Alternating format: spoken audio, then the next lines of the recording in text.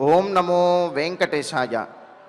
ప్రాతశ్రయే శ్రుతినుతాం రఘునాథమూర్తిం నీలాంబదోత్పలసితేతరరత్ననీలం ఆముక్తమౌక్తిక విశేష విభూషణాఢ్యాం ధ్యేయాం సమస్తమునిభిర్నిజ భృత్య ముఖ్యైః.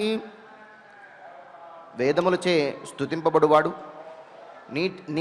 నీటి కలువల వలె నీలి వర్ణము గలవాడు, ముత్యపు మాలలచే అలంకరించబడినటువంటి వాడు, మునులు భృత్యశ్రేష్ఠులైనటువంటి వారిచే ఎల్లప్పుడూ ధ్యానింపబడివాడు అయిన శ్రీరామచంద్రునికి నమస్కరిస్తూ తదభిన్న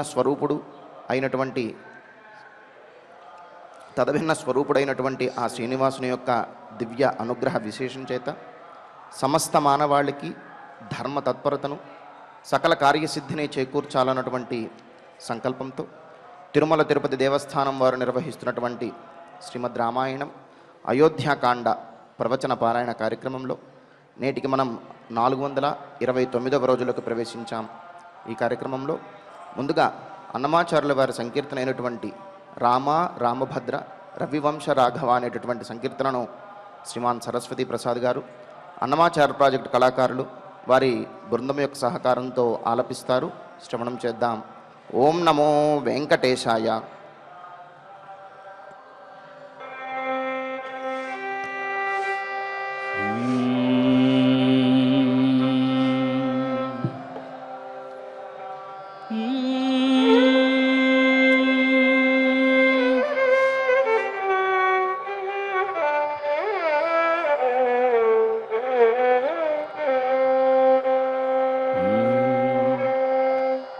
రామ రామభద్ర రవివంశ రాఘవ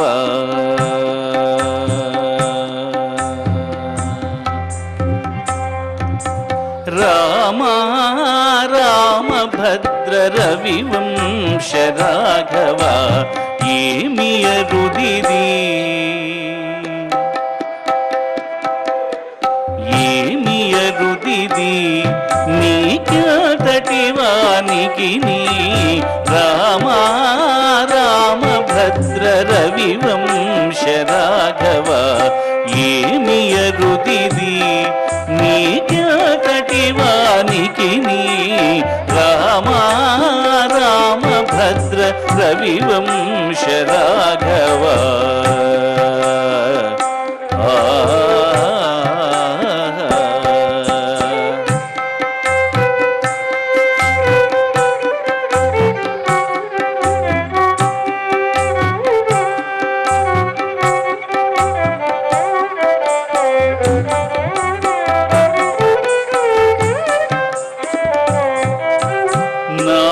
రావణు తలలు నరికిన లావరివి నేడు నా పాపములు ఖండించరాదా. నాడు రావణు తలలు నరికిన లావరివి నేడు నా పాపములు ఖండించరాదా. వాడి ప్రతాపము తోడి వారధి గట్టిన నాటి వాడవిట్టి నా మనోవార్ధి కట్టరాదా. వాడి ప్రతాపము తోడి వారధి గట్టిన నాటి వాడవిట్టి నా మనోవార్ధి కట్టరాదా. రామా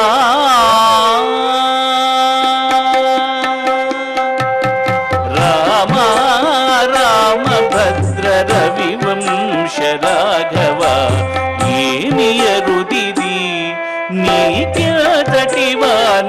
నీ రామ రామభద్ర రవివంశ రాఘవ.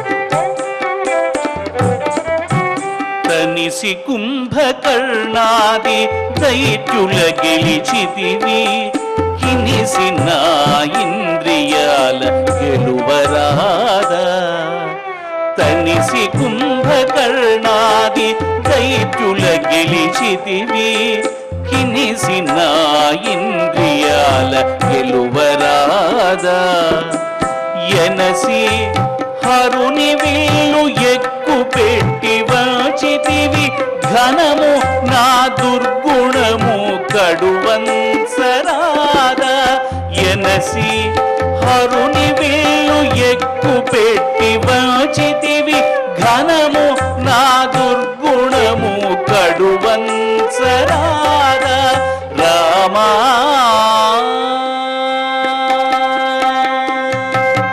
రామా రామభద్ర రవివంశ రాఘవ ఏమి ఎరుదిది నీకెదటి వానికి నీ రామా రామభద్ర రవివంశ రాఘవ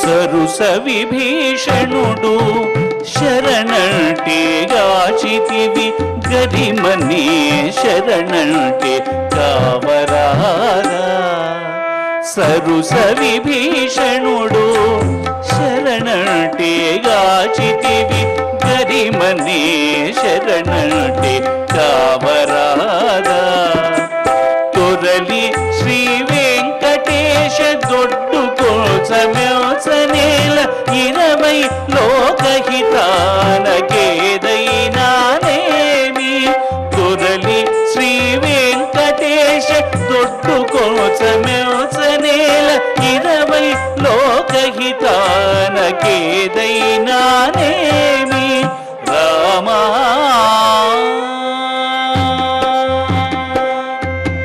రామా రామభద్ర రవివంశ రాఘవ ఏమి ఎరుదిది నీకెదటి వానికి నీ రామా రామభద్ర రవివంశ రాఘవ ఏమి ఎరుదిది నీకెదటి వానికి నీ రామా రామభద్ర రవివంశ రాఘవ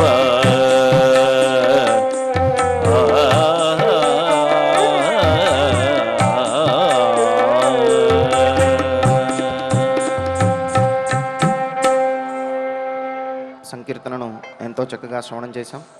ఇక ఇప్పుడు శ్రీ గురు ధ్యానపూర్వకంగా సంకల్ప వాక్యాలను అందరము కలిసి పలుకుతూ ఈ కార్యక్రమాన్ని ప్రారంభం చేసుకుందాం. శ్రీ గురు ధ్యానం గురుర్బ్రహ్మా గురుర్విష్ణు గురుర్దేవో మహేశ్వరః గురుః సాక్షాత్ పరం బ్రహ్మ తస్మై శ్రీ గురవే నమః. శ్రీనివాస ధ్యానం శ్రీ వెంకటాద్రినిలయః కమలాకాముకః పుమాన్ అభంగుర విభూతిర్నః తరంగయతు మంగళం. అధ సంకల్పః శ్రీమదాదివరాహ క్షేత్రే విరాజమానస్య శ్రీ పద్మావతీ జానేః అఖిలాండకోటి బ్రహ్మాండ నాయకస్య శ్రీరామచంద్ర రూపాంతరస్య భగవతః శ్రీ వెంకటేశ్వర స్వామినః సన్నిధౌ హనుమత్ సీతా లక్ష్మణ భరత శత్రుఘ్న పరివార సమేత శ్రీరామచంద్ర పరబ్రహ్మణః పరిపూర్ణానుగ్రహేణ అస్మిన్ భువనే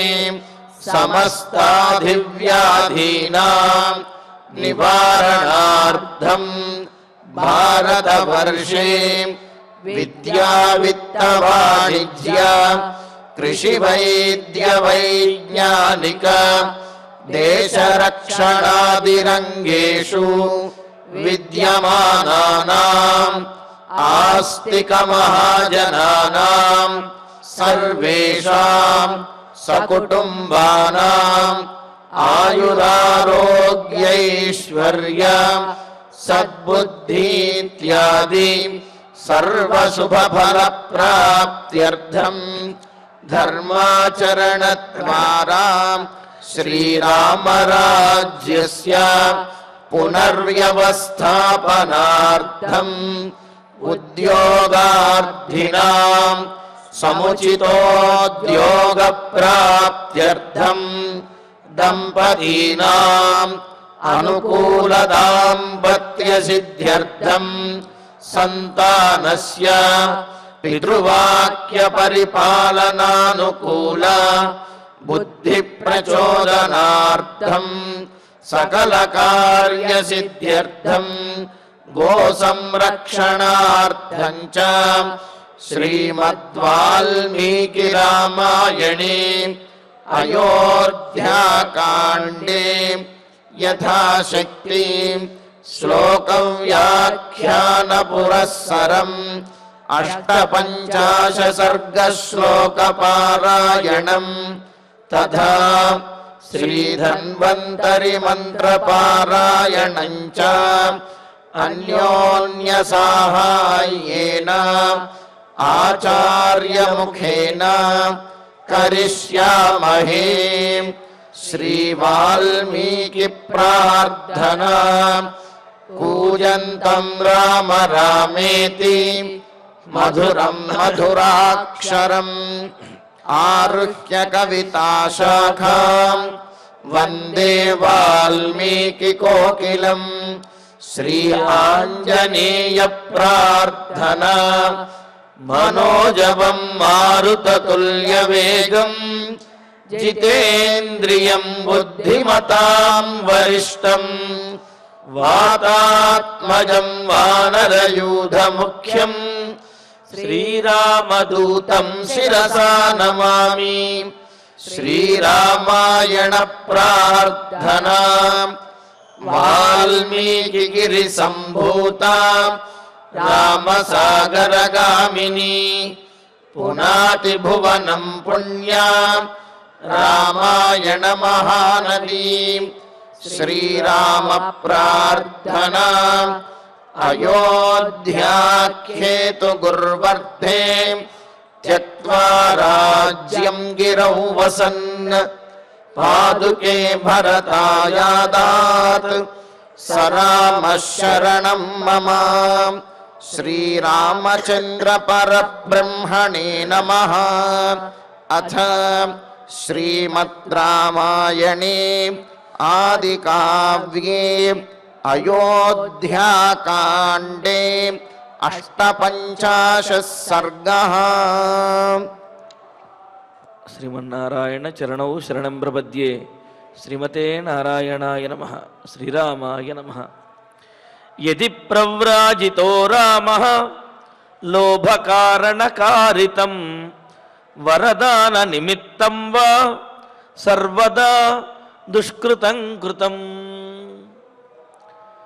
రామచంద్రమూర్తిని సీతారామ లక్ష్మణులను ఆ గంగా తీరంలో విడిచి వచ్చినటువంటి సుమంత్రుల వారు దశరథుని వద్ద వారి సందేశాన్ని తెలియజేస్తూ ఉన్నారు.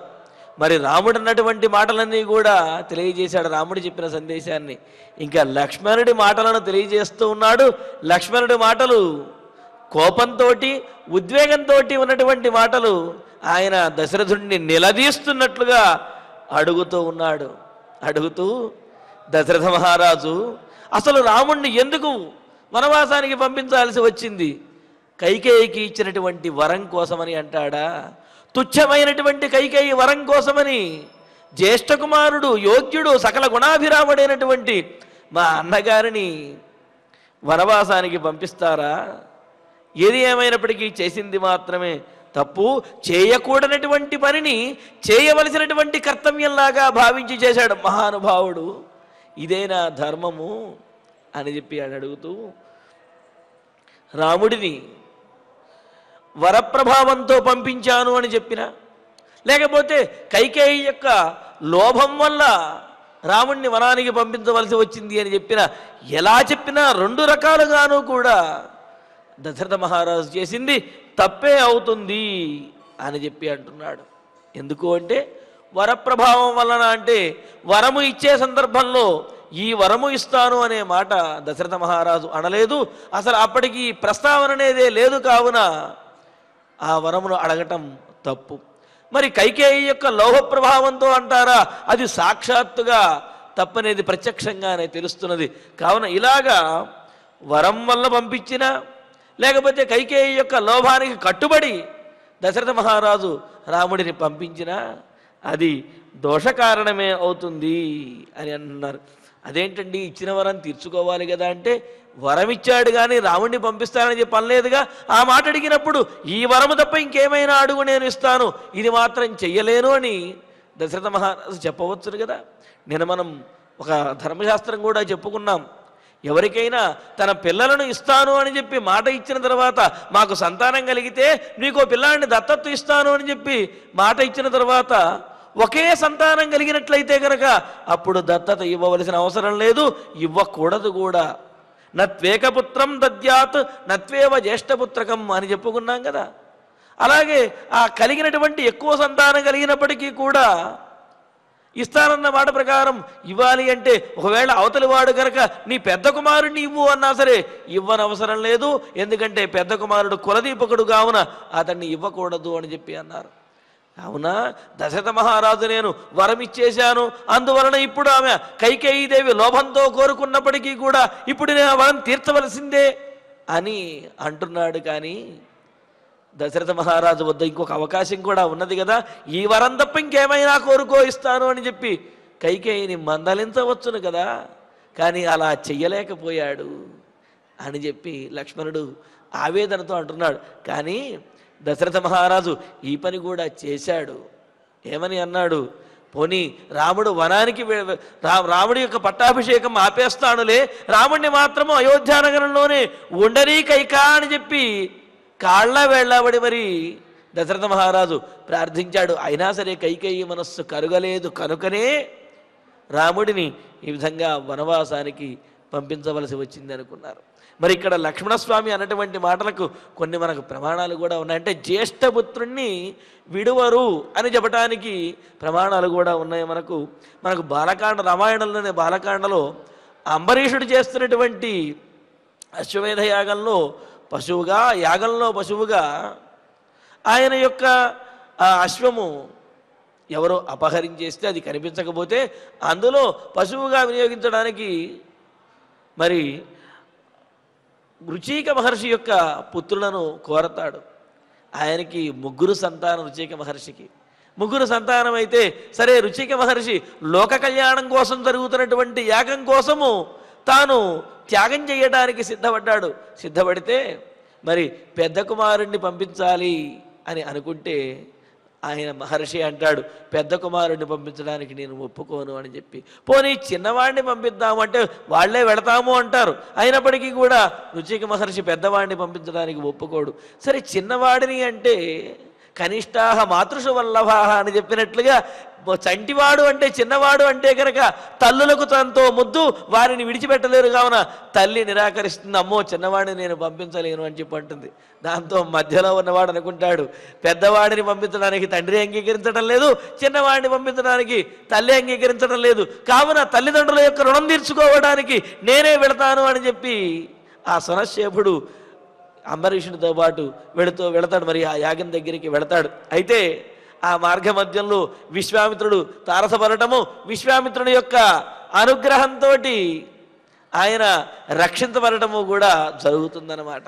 అదేవిధంగా మనకు మహాభారతంలోని కథ మధ్యమ వ్యాయోగంలో చెబుతారు.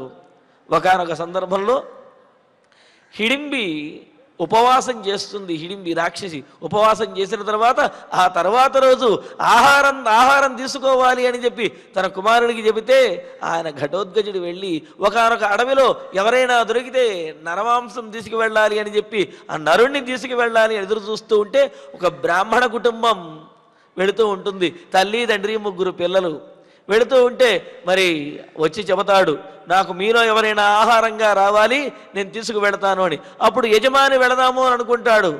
కుటుంబంలో వారు మీరే మాకందరికీ ఆధారము, మీరు వెళ్ళడానికి వీలు లేదు అని చెప్పి, పోనీ ఆ తల్లి వెళదాము అనుకుంటే ఇతడు వద్దంటాడు, ఈ 3 పిల్లలకి నువ్వే ఆధారము, కావున నువ్వు వెళ్ళినట్లయితే కుటుంబం అంతా విచ్ఛిన్నమైపోతుంది అని.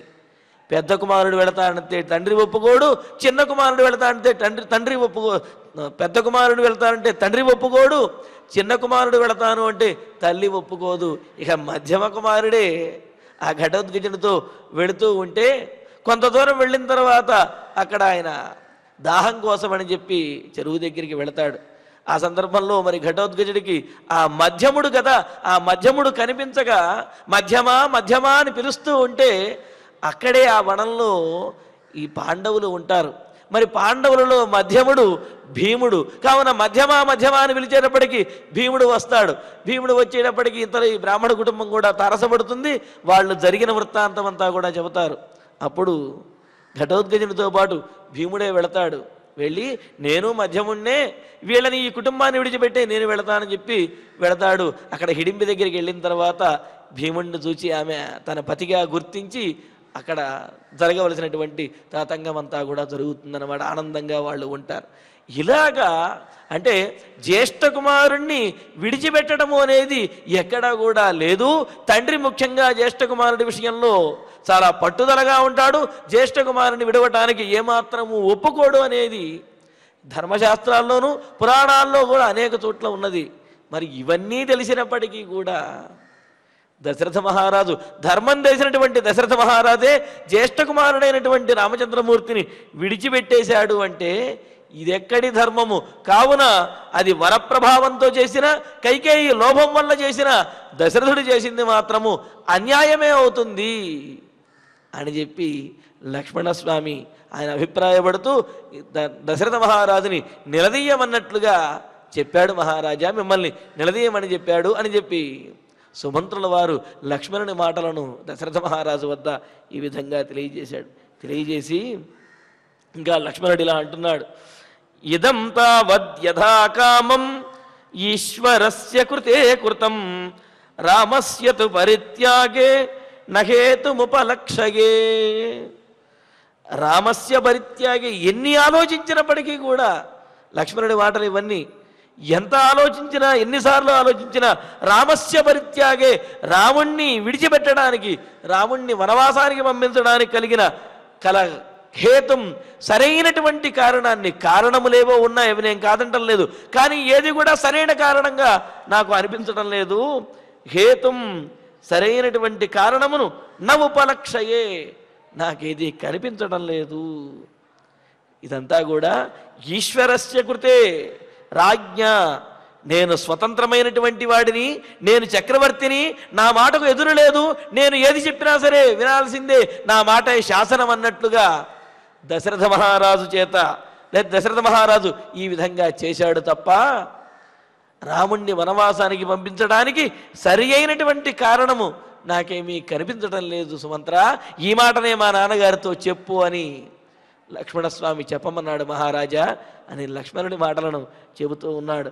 యథాకామం తావతు, దశరథ మహారాజు యథేచ్ఛగా తనకు అడ్డెవడూ లేడు, తనకు అడ్డు చెప్పేవాడెవడు లేడు అనే ఉద్దేశంతో ఇలా రాముణ్ణి పంపించాడు, కానీ సరైనటువంటి కారణం అనేది లేదు అని లక్ష్మణుడు అభిప్రాయపడ్డాడు అని చెబుతున్నాడు. ఇందులో ఈ శ్లోకంలో లక్ష్మణుని యొక్క ఆవేశపూరితమైన మాటల్లో సాధారణమైనటువంటి అర్థం చేసుకున్నట్లయితే ఇదంతా కూడా దశరథ మహారాజు యొక్క ఆ చక్రవర్తిత్వం నిరంకుశత్వానికి నిదర్శనం, ఆయన యథేచ్ఛగా నిర్ణయం తీసుకున్నాడు అనేది సామాన్యమైనటువంటి అర్థమైతే, ఇందులో అంతరార్థం పరమార్థం ఆయన నోటి ద్వారా పలికినటువంటి మాటల్లో ఉన్నటువంటి అర్థం చూడండి. ఇదంతా కూడా ఈశ్వరస్య కృతే, ఇదం ఈ రామ వనవాసం అనేది ఈశ్వరస్య కృతే. ఈశ్వరుడు అంటే పరమాత్మ నారాయణుడు. ఆ నారాయణుని యొక్క కృతే అంటే ప్రయోజనము కోసము, అవతార ప్రయోజనం ఏదైతే ఉన్నదో ఆ అవతార ప్రయోజనము కోసం యథాకామం ఆయన తలచినట్లుగానే. అంతే కదా, దైవం ఏ విధంగా తలుస్తుందో ఆ విధంగానే జరుగుతుంది కదా. మరి ఇక్కడ సాక్షాత్తు రామచంద్రమూర్తి ఆయన ఇచ్ఛను అనుసరించే వనవాసానికి వెళ్ళాడు. ఎందుకని? ఆయన యొక్క అవతార ప్రయోజనం అనేది వనవాసానికి వెళితేనే తీరుతుంది. కావున ఈశ్వరస్య కృతే ఆయన యొక్క ప్రయోజనాన్ని నెరవేర్చడం కోసం, అవతరించినటువంటి ప్రయోజనాన్ని నెరవేర్చడం కోసం యథాకామం తావతు యథేచ్ఛగానే ఇది నిర్వహించబడింది. ఈ ఎందుకంటే రామస్య పరిత్యాగే అంటే ఇక్కడ ఆ భగవంతుడు తన అవతార ప్రయోజనాన్ని నిర్వహింపజేసుకోవడానికి తనంతట తానే ఈ విధంగా బయలుదేరాడు. ఇదంతా కూడా దైవేచ్ఛ అని చెప్పటం ఇందులో ఉన్న ఉద్దేశం. ఎందుకంటే రామస్య పరిత్యాగే రాముణ్ణి వనవాసానికి పంపించడానికి హేతుం కారణంను సరైన కారణం నా ఉపలక్షయే ఏది కూడా కనిపించడం లేదు. అంతే కదా, మనం కూడా అనుకుంటూ ఉంటాం, ఇంత ప్రయత్నించినా ఇన్ని చేసినా సరే ఇలా జరిగింది అంటే ఇదంతా కూడా దైవేచ్ఛ అయి ఉంటుంది. అందుకనే ఏ కారణము లేకుండా ఈ విధంగా జరిగింది అని చెప్పి మనకు జరిగే విషయాల్లో కూడా మనం అనుకుంటాం కదా. మరి ఇక్కడ కూడా లక్ష్మణుని మాటల్లో ఉన్నటువంటి అంతరార్థం ఏమిటి అంటే ఇదంతా కూడా పరమాత్మ తన ఇచ్ఛానుసారం తన ప్రయోజనము అంటే తన అవతార ప్రయోజనము నెరవేరటం కోసమే ఈ విధంగా వనవాసానికి వచ్చాడు. కానీ మరొక కారణం ఏమీ కూడా శాస్త్రీయమైనటువంటి కారణము ఏది కూడా కనిపించడం లేదు అని అంటున్నాడు. అంటూ మరి ఇది అంతరార్థమైనప్పటికీ కూడా సాధారణంగా లక్ష్మణుని మాటల్లో ఉన్నటువంటి అర్థం మాత్రం దశరథ మహారాజు అన్యాయం చేశాడు అని చెప్పి అనుకుంటున్నాడు. అనుకుంటూ అన్యాయం చేసి పైగా దశరథ మహారాజు ఇంతగా విలపిస్తున్నాడు కదా, అసమీక్ష్య సమారబ్ధం విరుద్ధం బుద్ధిలాఘవాత్ జనయిష్యతి సంక్రోశం రాఘవస్య వివాసనం. రామచంద్రమూర్తిని వనవాసానికి పంపించి దశరథ మహారాజు కూడా సుఖంగా ఉండలేకపోతున్నాడు కదా. సుఖంగా ఎలా ఉండగలుగుతాడు? ఎందుకంటే ఏ పని అయినా సరే ఆలోచించి పరీక్షించి చేసినటువంటి కార్యం అది సత్ఫలితాన్ని ఇస్తుంది, తరువాత అది ఆనందాన్ని ఇస్తుంది. అలా ఆలోచించకుండా పరీక్షించకుండా సాహసంతో తీసుకున్నటువంటి నిర్ణయం, సాహసము అంటే ఆలోచించకుండా అని అర్థం ఇక్కడ, అలా తీసుకున్నటువంటి నిర్ణయం ఏదైతే ఉన్నదో ఆ నిర్ణయము దుఃఖాన్నే మిగుల్చుతుంది కదా. రాజు తన ఇష్ట ప్రకారం తాను ఏది చేసినా పర్వాలేదు అని చెప్పి చేసేసి ఆ తర్వాత పశ్చాత్తాపడుతున్నాడు. ఇప్పుడు దానివల్ల ప్రయోజనం ఏమున్నది? చేతులు కాలిన తర్వాత ఆకులు పట్టుకున్నారు అన్నట్లుగా దీనివల్ల ప్రయోజనం ఏమున్నది? విరుద్ధం, లోక విరుద్ధమైనటువంటిది, లోకమంతటికీ కూడా ఇష్టం లేనటువంటిది, శాస్త్ర విరుద్ధమైనటువంటిది అయిన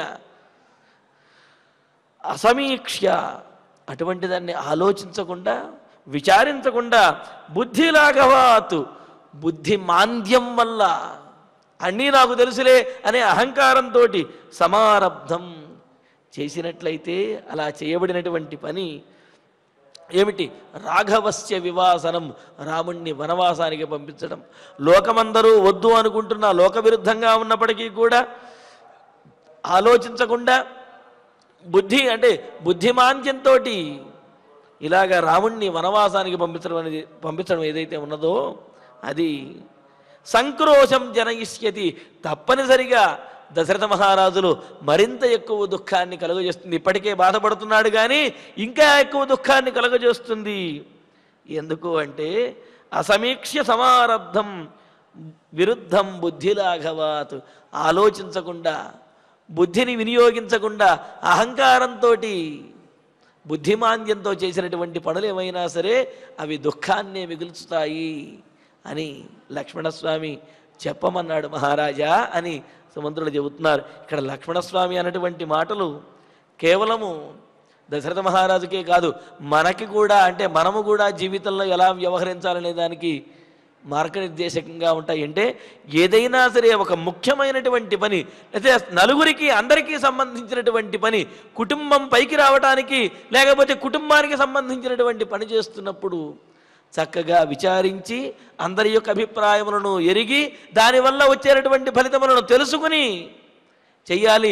ఒకవేళ దానివల్ల దుష్ఫలితములు వస్తాయి అంటే దాన్ని ఆపడానికి చేయవలసినటువంటి ప్రయత్నములన్నీ కూడా చేయాలి.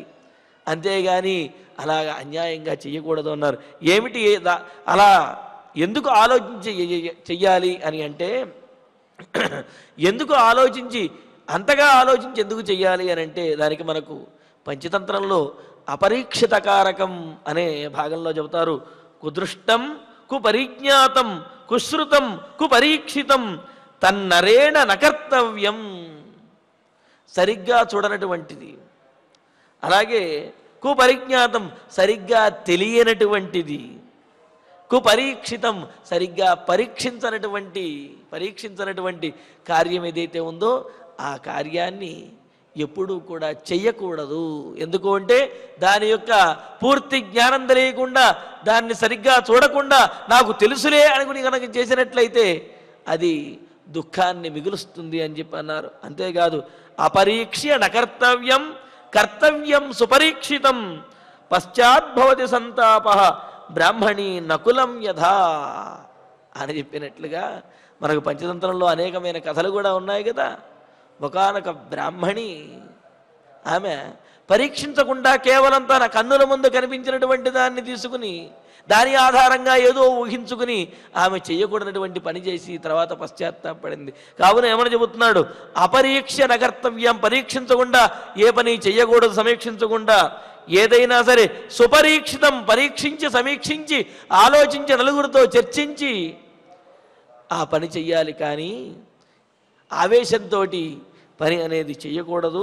పశ్చాద్భవతి సంతాప, ఆ విధంగా కనుక చేసినట్లయితే తర్వాత పని జరిగిన తర్వాత తాపం దుఃఖాన్ని పొందవలసి వస్తుంది అని చెప్పి అన్నారు. దీనికి ఉదాహరణగా మనకు చిన్న కథ, అందరికీ తెలిసినటువంటి కథే చెప్పుకుంటారు కదా. మరి ఒకానొక దంపతులు ఒకానొక ముంగిసని పెంచుతూ ఉన్నారు. అది చిన్నపిల్లప్పటి నుంచి కూడా అతను పొలానికి వెళ్ళి వస్తూ ఉంటే దొరికింది, దాన్ని తీసుకొచ్చి ఇంట్లో పెంచుకుంటూ ఉన్నారు. చిన్నపిల్లప్పటి నుంచి వారి దగ్గరే పెరిగింది అది. సరే, కాలాంతరంలో కొంతకాలం తర్వాత వీరికి సంతానం కలిగింది. సంతానం కలిగితే ఆ సంతానాన్ని ఉయ్యాలలో ఉంచి వారి పనులు చూసుకుంటూ ఉండేవారు. ఉయ్యాల దగ్గర ఆ ముంగిస కాపలాగా ఉంటూ ఉండేది. ఒకానొక రోజున ఆ తండ్రి పొలానికి వెళ్ళాడు. తల్లి నీళ్లు తీసుకువద్దామని చెప్పి బయటికి వెళ్ళి ఆ ఇంట్లోకి ప్రవేశించే సందర్భంలో ఇంటి గుమ్మం దగ్గర లోపల నుంచి బయటికి ముంగీస వస్తూ ఉన్నది. ఆ ముంగీస శరీరం అంతా కూడా రక్తంతో ఉన్నది, దాని ముఖమంతా కూడా రక్తంతో ఉన్నది. అది చూసేటప్పటికీ ఈ తల్లి ఉన్నట్టుండి ఏమనుకున్నది, ఈ ముంగీస తన పిల్లవాడిని ఏదో చేసింది, పిల్లవాడికి అపాయం కలగజేసింది, అందుకనే దీని నోటి నిండా కూడా రక్తం ఉన్నది అని భావించి ఆ పక్కనే ఉన్నటువంటి కర్ర తీసుకుని కొట్టి ఆ ముంగీసను చంపేసి లోపలికి వెళ్ళి చూసేటప్పటికీ ఉయ్యాల దగ్గర పాము శరీరము రెండుగా చీలి ఎక్కడ పడి ఉండేటప్పటికీ అప్పటికే అర్థమైంది, ఈ ముంగీస తన కుమారుడి మీద, తన పిల్లవాడి మీద దాడి చేస్తున్నటువంటి పాముతోటి పోరాడి ఆ పాముని చంపేసింది. అందువలన ఈ ముంగీస ఒళ్ళంతా కూడా రక్తము, దాని ముఖమంతా కూడా రక్తం వచ్చిందనే విషయం తెలుసుకుని తన కుమారుడిని ప్రాణాలు లెక్క చేయకుండా పోరాడి మరి కాపాడినటువంటి ముంగీసను తానే తన చేతితో వధించేశానే, చంపేశానే అని చెప్పి ఆ తర్వాత ఎంతో బాధపడుతుంది ఆ తల్లి. అంటే పరీక్షించకుండా కేవలం కంటికి కనిపించింది కదా అని చెప్పి వెంటనే ఆవేశపూరితంగా తీసుకున్నటువంటి నిర్ణయం వల్ల తమకు ఎంతో ఉపకారం చేసినటువంటి, తన ప్రాణప్రదమైనటువంటి తన కుమారుణ్ణి కాపాడినటువంటి ఆ ప్రాణిని తన చేతితోనే చంపేసినటువంటి పరిస్థితి వచ్చింది కదా. కావున అపరీక్ష్య నకర్తవ్యం కర్తవ్యం సుపరీక్షితం. పరీక్ష చేసి సమీక్షించి చెయ్యాలి తప్ప ఏ పని కూడా ఆవేశంతో చేయకూడదు. ఆవేశంతో చేసినటువంటి పని చివరికి ఆవేదననే మిగుల్చుతుంది అని చెప్పి మనకు దీని ద్వారా మనకు అపరీక్షిత కారకంలో చక్కగా తెలియజేశారు.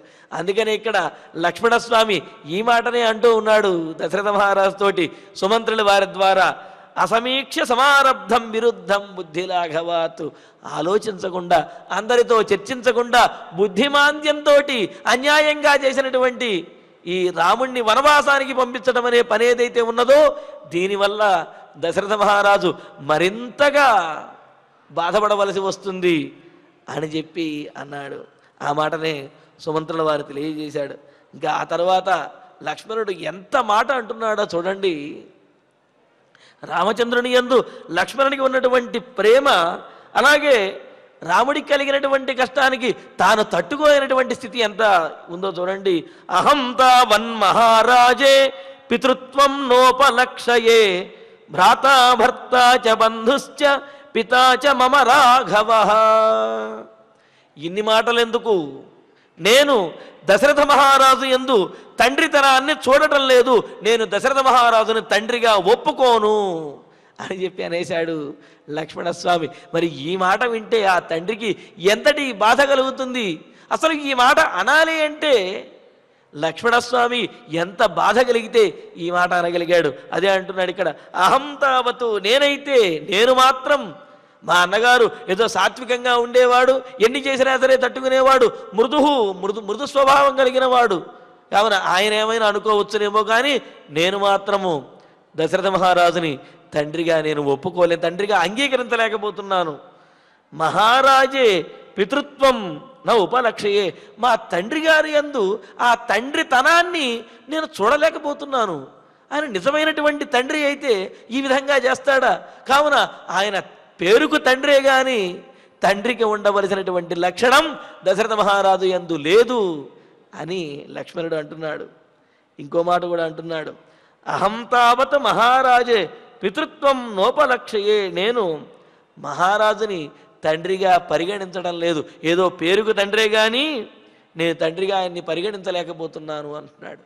అదేమిటండి, తండ్రిని తండ్రి కాదు అని చెప్పి అంటే మాత్రం కాకుండా పోతాడా అని అంటే, ఇలా అసలు అనవచ్చునా అని అంటే దానికి చూడండి, మన శాస్త్రంలో రెండు కోణాలు కూడా చాలా నిష్కర్షగాను స్పష్టంగా తెలియజేస్తాడు. ఏ శాస్త్రంలో అయితే తండ్రిని గౌరవించండి, తండ్రి మాటను వినండి అని ఏ శాస్త్రంలో చెప్పబడి ఉందో అదే శాస్త్రంలో తండ్రి కనుక అధర్మాత్ముడు దుర్మార్గుడు కనుక అయినట్లయితే అతని మాట వినవలసినటువంటి అవసరం లేదు అనే మాట కూడా మనకు అదే శాస్త్రంలో తెలియజేశారు. కావున ధర్మాత్ముడు న్యాయం కోసం పాటుపడేటువంటి తండ్రి మాటను ఎటువంటి వాడైనా సరే విని తీరవలసినదే. దుర్మార్గుడు ఇంద్రియలోలుడు వ్యసనపరుడు అయినటువంటి తండ్రి మాట మాత్రము వినవలసినటువంటి అవసరము లేదు అనేది కూడా చెప్పారు. అందుకనే కదా గురోరప్యవలిప్తస్య కార్యాకార్యమజానతః ఉత్పదం ప్రతిపన్నస్య పరిత్యాగో విధీయతే అని స్మృతులలోను, అలాగే మనకు అయోధ్యకాండలో కూడా లక్ష్మణస్వామి అన్నాడు కదా, గురోరప్యవలిప్తస్య కార్యాకార్యమజానతః ఉత్పదం ప్రతిపన్నస్య కార్యం భవతి శాసనం అని చెప్పంటూ ఈ విధంగా ఉన్నటువంటి తండ్రిని ఎదురించి యుద్ధం చేసి బంధించినా సరే తప్పులేదు. కావున నువ్వు ఒక్కసారి ఆజ్ఞ ఇచ్చినట్లయితే దశరథ మహారాజుని బంధించేసి ఈ రాజ్యాన్ని మొత్తాన్ని నీకు ఇచ్చేస్తానన్నయ్యా అని లక్ష్మణస్వామి అయోధ్యలో అంటాడు కదా. మరి ఇక్కడ చూడండి, ధర్మశాస్త్రాలు కూడా చెబుతున్నది. అంటే ఏ కార్యం చెయ్యాలి, ఏ పని చెయ్యాలి, ఏ పని చెయ్యకూడదు అనే విచక్షణాజ్ఞానం కోల్పోయి చేయకూడనటువంటి దుర్మార్గపు పనులు చేస్తున్నటువంటి ఏ తండ్రి అయితే ఉంటాడో ఆ తండ్రి మాటలను పట్టించుకోని అవసరం లేదు, అటువంటి తండ్రిని విడిచిపెట్టవచ్చును అని మనకు ధర్మశాస్త్రం తెలియజేస్తున్నది కదా.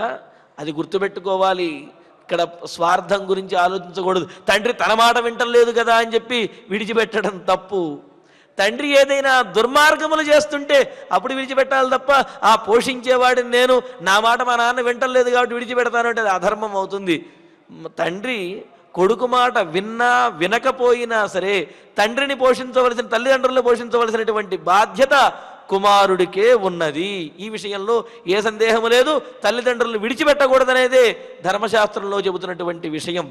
అయితే ఆ తండ్రి కనుక దుర్మార్గమైనటువంటి చేయకూడనటువంటి పనులు ఏమైనా కనుక చేస్తున్నట్లయితే, తద్వారా ఇతరులకేమైనా సరే మాన ప్రాణ హాని కనుక కలుగుతూ ఉన్నట్లయితే అటువంటిప్పుడు మాత్రం ఆ తండ్రిని దండించవచ్చును, ఆ తండ్రిని విడిచిపెట్టవచ్చును అనే విషయం తెలియజేశారు. కానీ సామాన్యంగా ఉండేటటువంటి తండ్రిని మాత్రం తప్పనిసరిగా ఆదరించి తీరవలసినదే అని చెప్పి అంటున్నారు. మరి ఇక్కడ లక్ష్మణుని యొక్క మాటలు చూడండి. తల్లి, తండ్రి, గురువు వీళ్ళందరినీ కూడా పెద్దలుగా చెప్పారు. వీరిని తప్పనిసరిగా గౌరవించాలి అని చెప్పి అన్నారు. అలాగే రాజును కూడా గౌరవించాలి అని. ఎటువంటి రాజును గౌరవించాలి? రంజయతే ఇతి రాజా అని చెప్పినట్లుగా ప్రజలను ఆనందింపజేసేటటువంటి వాడు, అనుగుణంగా ఉండేటటువంటి రాజుని గౌరవించాలి, తండ్రిలాగా గౌరవించాలి అని చెప్పి అన్నారు. అయితే ఏ రాజు అయితే నిరంకుశంగా ప్రజలకు వ్యతిరేకమైనటువంటి నిర్ణయములు తీసుకుంటూ ప్రజలను హింసిస్తూ ప్రజలను భయభ్రాంతులను చేస్తూ ఉంటాడో అటువంటి రాజుని ప్రజలు అంగీకరించవలసినటువంటి అవసరము లేదు అని చెప్పి అన్నారు. ఇక్కడ లక్ష్మణుడు అంటున్నాడు, మరి దశరథుడు రాజుగా ఉన్నాడు, తండ్రిగా ఉన్నాడు. అయితే ఆయన యొక్క రాజరికాన్ని నేను కాదనలేను, ఆయన యొక్క రాజరిక పదవిని నేను తొలగించలేను. అయితే నా దగ్గర ఉన్నటువంటి, నా చేతిలో ఉన్న పని ఏమిటి? ఆయన నా తండ్రి అని ఏదైతే అంటున్నారో ఆ తండ్రితనాన్ని నేను ఒప్పుకోను, తండ్రిగా నేను అంగీకరించలేను. అందుకనే ఈ మాట అంటున్నాను అని లక్ష్మణస్వామి సుమంత్రుల వారి ద్వారా తెలియజేస్తూ, ఎందుకు అంటే మమ భ్రాత, నాకు అన్నగారే, భర్త నన్ను పోషించినటువంటి స్వామి, పితాచ తండ్రి అయినా సరే, బంధుశ్చ బంధువైనా సరే, రాఘవ రఘువంశోద్భవుడైనటువంటి రామచంద్రుడే నాకు అన్న, అలాగే భర్త, తండ్రి, బంధువు, ఇవన్నీ కూడా నాకు నా అన్నగారు రామచంద్రమూర్తే అని అన్నారు. మమ భ్రాత రాఘవహేవ, నా అన్నగారైనటువంటి రామచంద్రుడే, మమ పిత, నాకు తండ్రి, నా తండ్రితో సమానము అని అంటున్నాడు. ఎందుకు అంటే జ్యేష్ఠ భ్రాత పితృసమః అని చెప్పినట్లుగా పెద్ద అన్నగారు తండ్రితో సమానమైనటువంటి వాడు అని చెప్పి ధర్మశాస్త్రం చెబుతున్నది. ఇప్పుడు నాకు పెద్ద అన్నగారుగా ఉన్నటువంటి రామచంద్రమూర్తి తండ్రి, అలాగే నాకు జన్మనిచ్చినటువంటి తండ్రి కూడా ఉన్నాడు. కానీ జన్మనిచ్చినటువంటి తండ్రి సవ్యంగా లేడు. కావున ఆయన బుద్ధిహీనతతోటి, నిరంకుశత్వంతో నిర్ణయాలు తీసుకుంటూ అందరినీ ఇబ్బంది పెడుతున్నాడు. కావున అతన్ని నేను విడిచిపెట్టేస్తున్నాను. ఈ రామచంద్రమూర్తే నాకు తల్లి, తండ్రి అన్నీ కూడా రాముడే అని అంటున్నారు. రాఘవ ఏవ, రాముడే నన్ను భరించేటటువంటి వాడు, నాకు బంధువు, నాకు తండ్రి, అందరూ కూడా నాకు రాముడే అని చెప్పి అంటున్నాడు. ఇందులో కూడా అనేక విశేషాలు మనకు పెద్దలు తెలియజేశారు. ఎందుకు అంటే సహజంగా మనకు తండ్రి అనగానే మనకు జన్మనిచ్చినటువంటి తండ్రి గుర్తొస్తూ ఉంటాడు. కానీ అసలు నిరుపాధికమైనటువంటి తండ్రి, లోకమంతటికీ కూడా తండ్రి ఆ పరమాత్మ యొక్క సంకల్పంతోటే కదా ఇవన్నీ కూడా జరిగేది. కావున నిరుపాధికమైనటువంటి తండ్రి పరమాత్మ అయితే, సోపాధికమైన ఒక కారణంతో తండ్రి అయినటువంటి వారు కన్న తండ్రి అన్నమాట.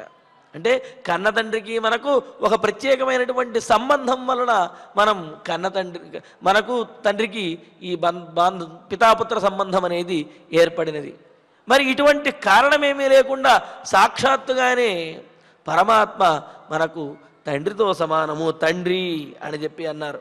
అంతేకాదు పరమాత్మతోటి ఈ జీవుడికి 9 రకాలైనటువంటి సంబంధములు, నవవిధ సంబంధములు ఉంటాయి అని అంటూ, పితాచ రక్షకశేషి, భర్తా జ్ఞేయో రమాపతి, స్వామ్యాధారో మమాత్వ, భోక్తాచాద్యమనోదిత అని అంటూ జీవుడికి భగవంతుడు తండ్రి, రక్షకుడు, శేషి, భర్త, జ్ఞేయ అంటే తెలుసుకోదగినటువంటి వాడు, స్వామి పోషించేవాడు, ఆధారమైనటువంటి వాడు, తనకు అంతరాత్మ, భోక్త అంతా కూడా పరమాత్మయే అని అంటూ లక్ష్మణుడు రామచంద్రమూర్తిని కేవలం సోదరుడిగా కాకుండా ఈ 9 రకాలైనటువంటి సంబంధములతో ఉన్నటువంటి పరమాత్మ రామచంద్రమూర్తియే అని గ్రహించినటువంటి వాడు. కావున ఇన్ని రకాల సంబంధములు కలిగినటువంటి రామచంద్రమూర్తే నాకు తండ్రి, నాకు జన్మనిచ్చినటువంటి దశరథ మహారాజుని నేను తండ్రిగా ఒప్పుకోలేను అని అంటున్నాడు. మరి నిరుపాధికమైనటువంటి ఆ పరమాత్మను తండ్రిగా గ్రహించగలిగినటువంటి వారు ఆత్మజ్ఞానాన్ని పొందినటువంటి వారు అవుతారు. కేవలం తన కన్న తండ్రిని మాత్రమే తండ్రిగా గ్రహించినటువంటి వారు సామాన్యులు అవుతారు. మరి లక్ష్మణస్వామి ఆత్మజ్ఞానం కలిగినటువంటి వాడు కావున ఆ విధంగా రామచంద్రమూర్తిని తండ్రిగా భావించాడు.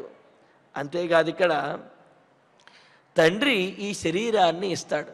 కావున ఈ శరీరానికి తండ్రి అంటే ఆ పితృత్వాన్ని కలిగి ఉంటాడు.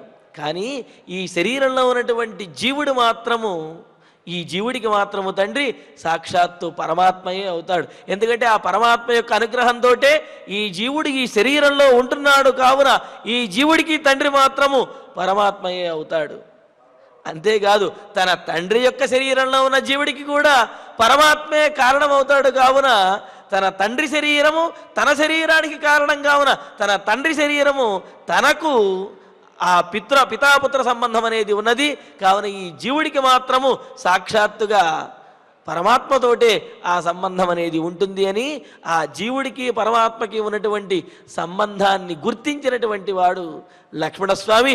అందుకనే ఈ విధంగా సోపాధికమైనటువంటి ఈ పితాపుత్ర సంబంధం ఏదైతే ఉందో దశరథునితోటి, దీన్ని నేను విడిచిపెట్టేస్తున్నాను, నిరుపాధికమైనటువంటి శాశ్వతమైనటువంటి పితాపుత్ర సంబంధం భగవంతుడిది ఏదైతే ఉన్నదో దానిని మాత్రమే నేను అంగీకరిస్తాను, నాకు తండ్రి రామచంద్రుడే అని చెప్పి అంటున్నాడు.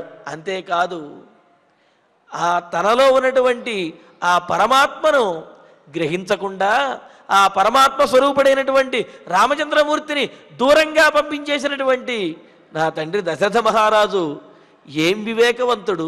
కావున తనలో ఉన్నటువంటి ఆ పరమాత్మతత్వం తన ఎదురుగా ఉన్నా సరే గ్రహించలేనటువంటి ఆ తండ్రిని నేను ఆశ్రయించను అనేది ఇందులో ఉన్నటువంటి పరమార్థంగా మనకు తెలియజేశారు. పితరం మాతరం తర్వాత మనకు సంప్రదాయంలో తెలియజేస్తారు. పితరం మాతరం దారాన్ పుత్రాన్ బంధూన్ సఖీన్ గురూన్ రత్నాని ధనధాన్యాని క్షేత్రాని చ గృహాణి చ సర్వధర్మాంశ సంత్యజ్య సర్వకామాంశ్చ సాక్షరాన్ లోక విక్రాంత చరణే శరణంతే వ్రజం విభో అని అంటూ భగవంతుణ్ణి శరణాగతి చేసేటటువంటి విధానాన్ని తెలియజేస్తూ తల్లిదండ్రులను, అలాగే భార్యను, పుత్రులను, బంధువులను, స్నేహితులను, రత్నములను, గృహములను, ధనధాన్యములను, ఈ విధంగా క్షేత్రములను, వీటినన్నింటినీ అన్ని ధర్మములను కూడా విడిచిపెట్టేసి పరమాత్మ నిన్నే నేను ఆశ్రయిస్తాను అనే భావన ఏదైతే ఉన్నదో అని, అంటే వీటినన్నింటినీ విడిచిపెట్టేయాలా అండి భగవంతుని అనుగ్రహం పొందాలి అంటే అని అంటారు. అనే ఉద్దేశ్యం కాదు. ఇవన్నీ కూడా భగవంతుని యొక్క అనుగ్రహంతో మనం పొందినటువంటివి. అంటే చక్కటి భార్య కానీ, తల్లిదండ్రులు కానీ, లేకపోతే బంధువులు కానీ, మిత్రులు కానీ, మన ఆస్తిపాస్తులు కానీ, సంపదలు కానీ, ధాన్యము కానీ, ఇవన్నీ కూడా పరమాత్మ సొత్తే, ఆ పరమాత్మ మనకు అనుగ్రహించినటువంటివి అని భావిస్తూ పరమాత్మ అనుగ్రహించినటువంటి వీటన్నిటికంటే కూడా పరమాత్మ గొప్పవాడు అనే భావనను పెంచుకున్నప్పుడు ఆయన యొక్క అనుగ్రహం అనేది కలుగుతుంది. ఆ విధంగా అనన్య శరణాగతి అనేది చేయడం ద్వారా ఆయన అనుగ్రహాన్ని పరిపూర్ణంగా పొందవచ్చును అని దేనిని వదులుకొమ్మని చెప్పి పరమాత్మ చెప్పటం లేదు. కానీ అన్నీ కూడా పరమాత్మ యొక్క అనుగ్రహంగా భావించి వాటిని ప్రేమిస్తూనే పరమాత్మ యందు మనస్సుని లగ్నం చేయగలగాలి. ఆయనే గొప్పవాడనే విషయాన్ని గ్రహించగలిగినట్లయితే అప్పుడు అనుగ్రహం అనేది తప్పనిసరిగా కలుగుతుంది అని మరి ఆ విధంగా లక్ష్మణస్వామి ఆ తత్వం తెలిసినవాడు కావుననే తన కన్నతండ్రి కంటే కూడా అన్నగారైనటువంటి రామచంద్రమూర్తే నాకు అన్ని అని భావిస్తూ ఆయననే నేను తండ్రిగా భావిస్తున్నాననే విషయాన్ని తెలియజేశాడు. మరి ఆ తర్వాత మాటలను తరువాతి ప్రవచనను తెలుసుకుందాము. ఇక ఇప్పుడు ఆచార్యుల వారి ద్వారా శ్లోకాలను పారాయణ చేసుకుందాము. యది ప్రవ్రాజితః రామః లోభకారణ కారితం